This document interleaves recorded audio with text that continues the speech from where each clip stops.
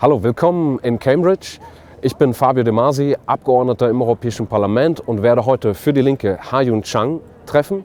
Er ist Ökonom und Bestsellerautor an der University of Cambridge und wurde vom Prospect Magazin 2013 zu einem der einflussreichsten Denker der Welt gekürt. Und ich will mich heute mit ihm hier über die Krise in der Europäischen Union, über das Freihandelsabkommen TTIP und viele andere Themen mehr unterhalten. Und ich freue mich jetzt gleich auf das Gespräch mit ihm.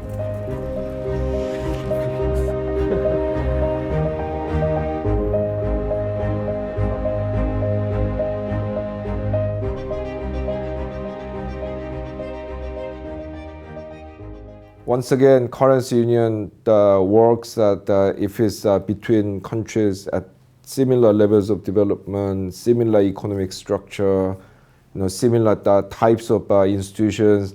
But when you're bringing in countries like Greece and Portugal, into the same fold as Germany, the Netherlands, and Finland, you create the inevitable problem, which is that basically the poorer countries get pushed back into primary low productivity activities, and the rich countries begin to get concentration of high productivity activities, which is really at the heart of this north-south divide within Europe, which then gets manifested in the euro crisis of 2011.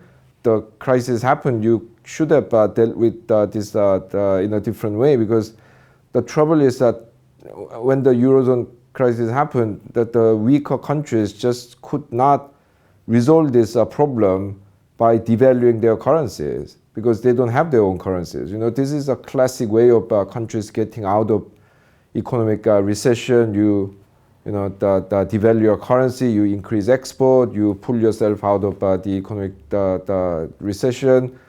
But these countries didn't have that option, and when they didn't have that option, the European Commission should have said, look, that you lack one very powerful classical tool to fight recession, that is devaluation, and therefore we are going to have to do something to make up for that by allowing you to run bigger budget deficit, maybe issue euro bond. None of these were done, and basically you resorted to this pre-Keynesian austerity policy, which actually made things worse. Greece has been cutting government spending for 7 years, and its debt to GDP ratio is still basically where it was at the beginning, because what you have to realize that your debt burden is not simply defined by the amount of your debt, but also your ability to pay, which is represented by your national income. So if you use all these policies of austerity to depress the economy, your debt might be shrinking, but your income might be shrinking even faster. So very often it results in your debt burden actually increasing. And I think it is a real tragedy that the European Commission and the so-called Troika didn't see this problem squarely, and started deluding themselves that they could just do it by cutting spending.